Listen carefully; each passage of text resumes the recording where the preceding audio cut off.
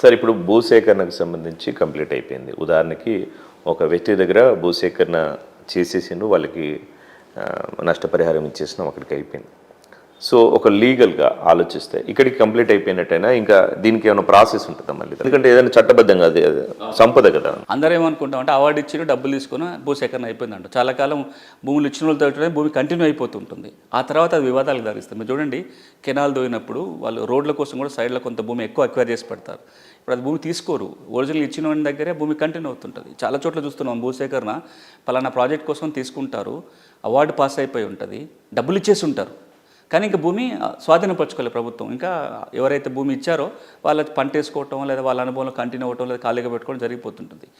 ఇది చూడడానికి ఏమి ఇబ్బంది అనిపించదు. ఎందుకు డబ్బులు వచ్చేసినాయి, అవార్డు అయిపోయింది, ప్రభుత్వం తనకు కావాల్సినప్పుడు తను తీసుకుంటుంది. కానీ అలా కొనసాగటం వల్ల చాలా లిటిగేషన్స్ రావడానికి కానీ చాలా ఇబ్బందులు వస్తాయి. కాబట్టి ఈ అంశంలో సుప్రీంకోర్టు పేర్కొన్నది ఏంటంటే అవార్డు ఇవ్వటము, డబ్బులు ఇవ్వటంతో భూసేకరణ పూర్తి కాలేదు.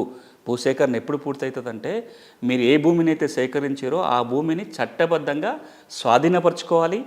దేనికోసం అయితే మీరు ఆ భూమిని సేకరించారో దానికోసం వినియోగించాలి. దాని మీద కాల పరిమితులు ఉన్నాయి.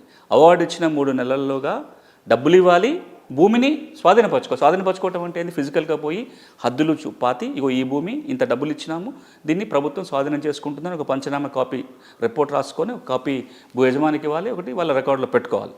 రెండోది, ఈ భూమి మీరు ఎందుకోసం అయితే తీసుకున్నారో ఆ పర్పస్కి వాడటం మొదలు పెట్టాలి.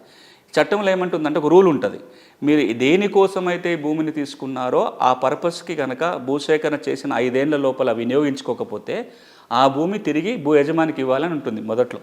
అంటే ఇప్పుడు ఇక్కడ పలానా ప్రాజెక్ట్ కట్టడానికి తీసుకున్నారు, 5 ఏళ్ళైనా ప్రాజెక్ట్ రాలే, అక్కడ కంపెనీ పెడతానని తీసుకున్నారు, కంపెనీ రాలే. 2013 అమల్లోకి వచ్చిన భూసేకరణ చట్టం మొదట్లో ఉన్న ప్రావిజన్ ఏంటంటే 5 ఏళ్లలో కనుక మీరు చేయకపోతే ఆ భూమి తిరిగి భూ యజమానికి ఇవ్వాలంటుంది. దాన్ని మళ్ళీ 2018లోనేమో సవరణ చేసుకున్నారు రాష్ట్ర ప్రభుత్వాలు. తెలంగాణ ప్రభుత్వం సవరణ చేసింది, ఆంధ్రప్రదేశ్ ప్రభుత్వం కూడా భూసేకరణ చట్టం సవరణ తీసుకొచ్చి ఒక కొత్త క్లాస్ పెట్టారు. అదేమన్నారంటే తిరిగి ఇవ్వము, దాన్ని ల్యాండ్ బ్యాంకులో పెడతామన్నారు. ల్యాండ్ బ్యాంకులో, ప్రభుత్వం ల్యాండ్ బ్యాంకులో పెట్టుకొని ఇతర ప్రజా ప్రయోజనాల కోసం వాడుకుంటామని చెప్పారు. మొత్తం సారాంశం ఏంటంటే అవార్డుతోటి ఈ ప్రాసెస్ పూర్తి కాలేదు, భూమి స్వాధీనపరచుకోవాలి, దాన్ని ఎందుకోసం తీసుకున్నా దానికి వాడాలి.